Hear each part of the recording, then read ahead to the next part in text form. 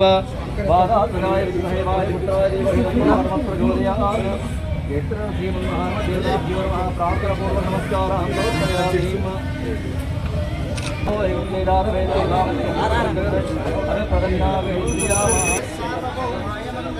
राजा रामचंद्र भगवान की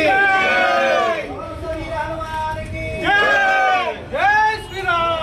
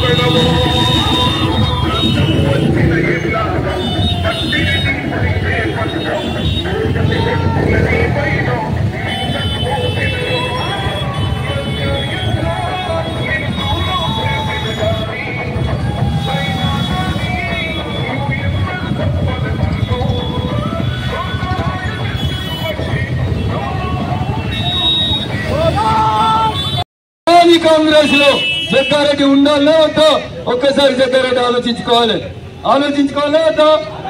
దేని మీద గెలిచిన జగ్గారెడ్డి కౌన్సిలర్? దేని మీద? ఏ గుర్తు మీద? తిన్నింటి వాసాలు లెక్క పెడుతున్నావు, తల్లి పాలు దాగి రొమ్ముకు దిగుతున్నావు జగ్గారెడ్డి. ఇది మంచి పద్ధతి కాదు. ఒక్కసారి ఆలోచించుకో. నువ్వు నిత్యం పూజలు చేసే ఆ రాములారి గుడికాడికో నీకు దేవుడు మంచి బుద్ధి ప్రసాదించాలని నేను ఈ సందర్భంగా వారిని కోరుతా ఉన్నా. ఏం మాట్లాడండి జగ్గారెడ్డి ఓడిపోయినాక సంగారెడ్డి వాళ్ళని నేను బహిష్కరిస్తున్నా అన్నాడు. అన్నాడా లేదా? మరి ఇలా మనమైనా బహిష్కరించాలే వద్దా? సంగారెడ్డి నుంచి జగ్గారెడ్డి ప్రజల్ని బహిష్కరించుడు కాదు, మనమే జగ్గారెడ్డిని బహిష్కరించమని చూపెట్టాలంటే ఇక్కడికి వచ్చిన ప్రతి బీజేపీ కార్యకర్త ఏం చేయాలి? ఒక్కొక్కరం 10 మందికి చెప్పి 10 కుటుంబాలను కన్విన్స్ చేసి దేనికి ఓటేయించాలి? ఒకవేళ కాంగ్రెస్ చేస్తే మళ్ళా ట్రిపుల్ తలాక్ వస్తుంది. కాంగ్రెస్ చేస్తే ఆర్టికల్ 370 మళ్ళీ వస్తుంది. కాంగ్రెస్ చేస్తే రామ మందిరం దగ్గర రేపో మాపో బాబ్రీ మసీద్ కడతామని కూడా చెప్తారు. అందుకని హిందూ బంధువులారో ఒక్కసారి ఆలోచించండి. సంగారెడ్డి గడ్డ గతంలోనే టైగర్ నరేంద్రని గెలిపించిన గడ్డ. గెలిపించినవా? మళ్ళా పౌరుషం చూపెట్టాలే వద్దా? గతంలో సంగారెడ్డి ఎమ్మెల్యే బీజేపీ నుంచి గెలిచినవా లేదా? అప్పటికంటే ఇప్పుడు 4 ఓట్లు ఎక్కువ తెచ్చుకున్నావా వద్దా? అరే మీరు సూర్యునితోటే పోటీ పడుతున్నావా లేదా? 45 డిగ్రీలు పైన కింద 45 డిగ్రీలు దేంతో పోటీ పడుతున్నాం? అరే సూర్యుడిని ఎదిరించి నిలబడిన మనకి కాంగ్రెస్ అనే చిన్న ముక్కని ఎదుర్కొంటావా లేదా? దీదీ చెప్పింది కాంగ్రెస్ కు 40 రావని. ఎన్ని రావని? 40 రాని కాంగ్రెస్ కి సంగారెడ్డి ఓటేస్తారా? ఎవరు కారెవరు? వెంకట్రామిరెడ్డి. ఏడ జాగా కనబడితే జాగా తెలుసుకున్నాడు వెంకట్రామిరెడ్డి. కారు కోస్తే కేసీఆర్ ముఖ్యమంత్రి కాడు, చెయ్యి కేస్తే వెయ్యకపోతే రేవంత్ రెడ్డి దిగిపోడు. అందుకని ఒక్కసారి ఆలోచించండి. ఈ దేశం కోసం గత 10 సంవత్సరాలుగా నరేంద్ర మోడీ గారు పడ్డ కష్టాన్ని చూసి దేనికి ఓటేయాలి?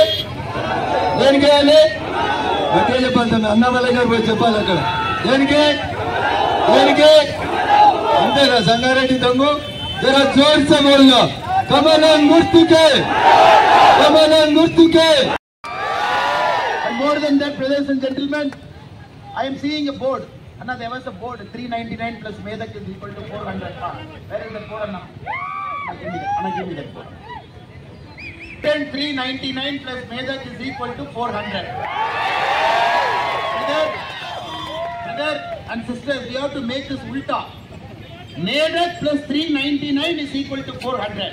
In all the 400 parliamentary constituencies, the first constituency which is going to win comes to power. They are going to reverse everything what we have done in the last 10 years. We have given our blood and removed Article 370. Shyam Prasad Mukherjee has given his life to remove Article 370. Congress wants to bring it back. Like our candidate Raghunandan Garu said, after the removal of triple talaq, our Muslim sisters and mothers, they are very happy. They are living their life with dignity. And Congress wants to bring triple talaq. I am going to ask Congress a simple question. Are you going to remove Ram Temple also? Or is Congress going to touch Ram Temple also? Don't even dare think you can touch Ram Temple. Anybody who is in the Congress party. In your mouth you can say, we are going to bring 370, we are going to remove triple talaq. Such a dangerous party Congress has become. In their desperation, they know they are going to lose. In their desperation, they want to take away our wealth. They want to do redistribution of wealth. They want to make sure all your hard-earned money will get redistributed to anybody Congress wants. Our constitution doesn't allow. The makers, Dr. B.R. Ambedkar, they did not think of this kind of a possibility.